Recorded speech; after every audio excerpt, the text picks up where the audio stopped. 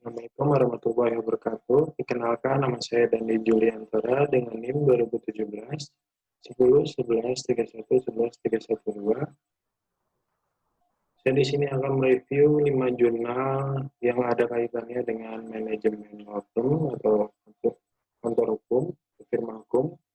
Jurnal yang pertama dengan judul Kualitas Pelayanan di Kantor Hukum, Advokat atau Pengacara di Kantor Hukum Iwan Kesuma Putra SH, Tanjung Pinang, dengan nama jurnalnya Jurnal Umroh, diunggah pada tahun 2015 dengan penulis Estri Syahputra, Edi Akhyari, Wahyu Pangestuti.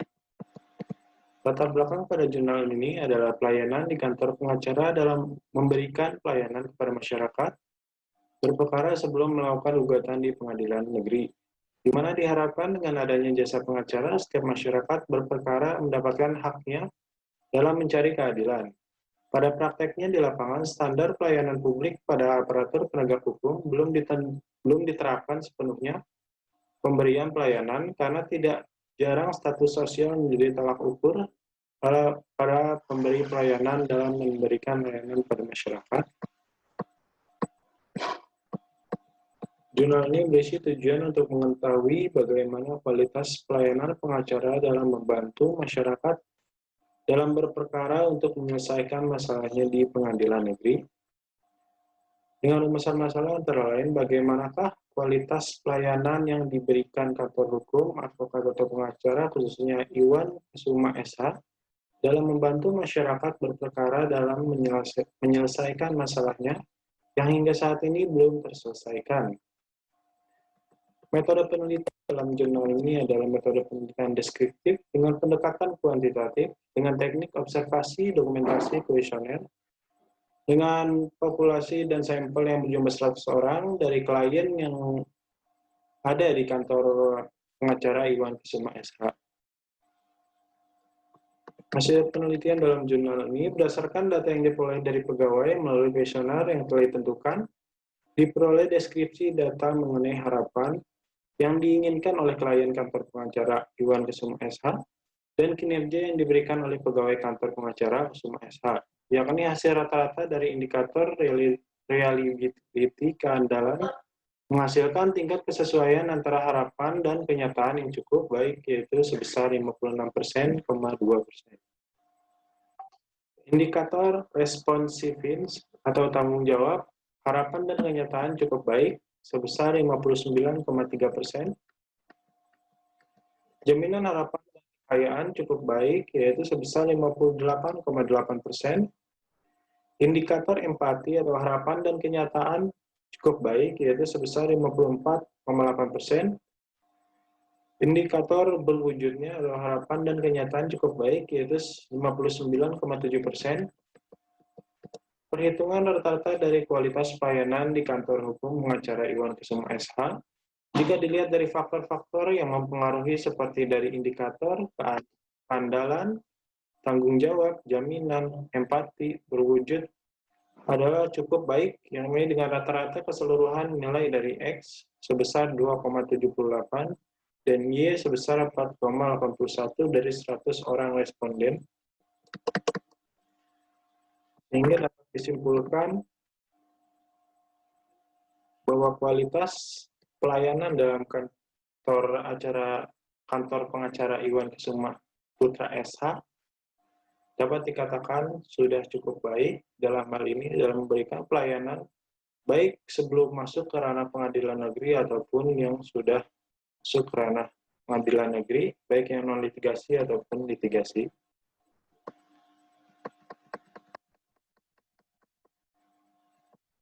Untuk selanjutnya ada jurnal yang kedua dengan judul Analisis Dimensi Kualitas Pelayanan dan Efektivitas Strategi Operasional dalam Firma Hukum. Jurnal diunggah oleh Journal of Appellate Business and Economy volume 5 tahun 2018 dengan penulis Aisyah Tia Asrun Putri.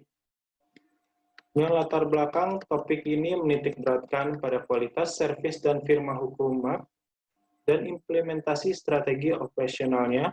Kualitas sendiri bermakna kondisi dinamis yang berpengaruh terhadap produk atau jasa. Apabila sebuah perusahaan memenuhi harapan dari konsumen, maka produk atau jasa yang diciptakan akan diterima dengan baik oleh konsumen. Kualitas tersebut dapat diukur dengan menggunakan perspektif konsumen yang telah memiliki pengalaman dalam menggunakan barang atau memiliki pengalaman menggunakan jasa perusahaan tersebut. Pada penelitian ini, penulis akan menggunakan Serviqual untuk mengukur kualitas jasa dan perspektif konsumen. Serviqual memiliki 5 dimensi, yaitu tangibles, reliability, responsibility, assurance, dan empathy. Sedangkan dari perspektif strategi operasionalnya akan menjelaskan mengenai tingkat efisiensi dan efektivitas dari firma hukum dalam menjalani usahanya dengan cara mengeliminasi waste atau pemborosan yang tidak menambah nilai dari produk atau jasa dari firma hukum tersebut. Tujuan dari penelitian dalam jurnal ini adalah untuk menjelaskan mengenai implementasi strategi operasional pada firma hukum MAP dengan rumusan masalahnya bagaimana firma hukum MAP memiliki strategi untuk memberikan pelayanan konsultasi hukum sampai dengan prosedur berita acara di pengadilan. Metode dalam penelitian ini adalah metode penelitian empiris menggunakan data sekunder dari beberapa jurnal ilmiah, data primer bersumber dari focus group discussion, dan in-depth interview di firma hukum MAP. Dengan hasil penelitian, service quality yang dimiliki oleh firma hukum MAP sudah cukup baik dari segi pengelolaannya karena tidak adanya service quality gap. Dalam implementasi dari service quality yang dilakukan oleh firma hukum MAP sudah sesuai dengan prosedur hukum yang berlaku. Dengan demikian, firma hukum MAP juga dinilai berhasil dalam menjaga kompetensinya dalam melayani klien dalam menghadapi perkara yang dihadapinya. Sedangkan dari segi strategi operasionalnya, firma hukum MAP juga memiliki strategi operasional dalam hal waste elimination. Firma hukum MAP dinilai telah sukses dalam mempertahankan kualitas sebagai penyediaan layanan hukum, dikarenakan setiap langkah dalam menyelesaikan perkara telah direncanakan terlebih dahulu, dan setiap masalah dalam perkara telah ditangani secara optimal oleh para advokat. Dengan mengimplementasikan waste elimination dapat mempelancarkan jalannya perkara yang ditangani oleh para advokat, dan dapat menciptakan efisiensi dan efektivitas dari proses penanganan perkara baik melalui litigasi maupun non-litigasi. Sehingga jurnal ini dapat menjadi rujukan bagaimana strategi dalam operasional sebuah kantor hukum supaya sesuai dengan keinginan dan untuk kemajuan ke depannya. Terus selanjutnya adalah jurnal yang berjudul Sistem Informasi Law Office Nursodik SH.MH Partner berbasis web. Dan nama jurnal atau yang mengunggah pilar teknologi tahun 2017 dengan penulis Sanka Yoni Sugesti Pariditya Utomo. Latar belakangnya saat ini dengan adanya akses internet, masyarakat dapat mengakses berbagai macam pengetahuan secara praktis, kapan saja dan di mana saja. Hal ini tentunya memberikan banyak kemudahan bagi manusia, oleh karena dalam perkembangan teknologi informasi yang pesat mengakibatkan persaingan yang ketat di bidang bisnis dan usaha, maka kantor pengacara dan advokat memanfaatkan kecanggihan internet dengan dibuatnya sebuah web yang berfungsi sebagai sarana promosi atau memberikan informasi kepada masyarakat mengenai profil kantor, pelayanan, dan informasi seputar di mana website tersebut dapat menampilkan profil perusahaan, tim pengacara, alamat kantor, pelayanan yang diberikan oleh perusahaan, serta memberikan info-info terbaru tentang kegiatan ataupun kasus-kasus yang sukses ditangani oleh kantor hukum tersebut melalui websitenya. Dengan demikian, website ini diharapkan dapat memberikan informasi secara luas melalui internet tentang profil pelayanan yang mereka berikan dan informasi lainnya kepada masyarakat. Tujuan dari penelitian dalam jurnal ini adalah meningkatkan dan membangun dan mengembangkan sistem informasi pelayanan kantor hukum yang berbasis web. Dengan metode penelitian empiris dengan melakukan observasi dan wawancara serta mencari bahan studi pustaka untuk mempelajari permasalahan yang ada di lapangan. Hasil penelitian pada jurnal ini adalah pada hasil dan pembahasan akan dibahas hasil analisa kebutuhan perancangan sistem dan sistem yang telah dibuat. Untuk analisis kebutuhan dapat dibagi menjadi bagian.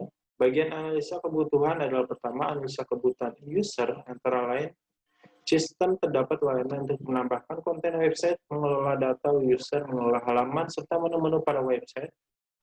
Website juga memiliki layanan untuk memposting informasi serta foto-foto kegiatan kantor pada website. Juga terdapat layanan untuk menyunting atau mengubah isi postingan atau halaman yang dirasa kurang tepat. Sehingga menurut saya jurnal ini dapat dijadikan referensi untuk sebuah kantor hukum dalam hal pemasaran yang melalui media sosial, supaya sesuai dengan isu-isu hukum yang terbaru dengan dapat selaras dengan kecanggihan teknologi yang ada. Untuk selanjutnya, jurnal yang berjudul Legalitas Penggunaan Virtual Office sebagai Kantor Hukum. Dengan nama jurnal Magister Hukum Udayana, terbit tahun 2017, dengan penulis Nikadek Ratna Jayanti. Latar belakang pada jurnal ini adalah saat ini dengan adanya akses internet, masyarakat dapat mengakses berbagai macam pengetahuan secara praktis kapan saja dan di mana saja. Hal ini tentunya memberikan kemudahan bagi manusia oleh karena perkembangan teknologi informasi yang sangat pesat mengakibatkan persaingan yang ketat di bidang bisnis dan usaha.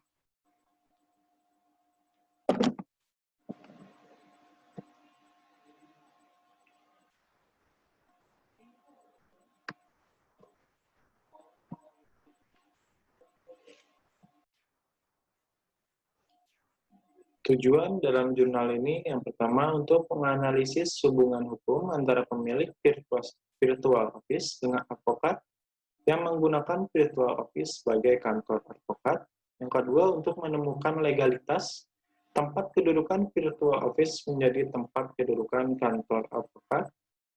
Rumusan masalahnya yang pertama bagaimana hubungan hukum antara pemilik virtual office dengan advokat yang menggunakan virtual office. Yang kedua, bagaimana tempat kedudukan virtual office dapat menjadi tempat kedudukan advokat. Metode penelitian dalam jurnal ini yang pertama adalah metode penelitian yuridis normatif yang mengkaji mengenai kekosongan norma mengenai virtual office itu sendiri. Hasil penelitian dalam jurnal ini, yang pertama hubungan hukum antara pemilik virtual office dengan advokat yang menggunakan virtual office sebagai kantor advokat adalah hubungan hukum berdasarkan perjanjian sewa-menyewa.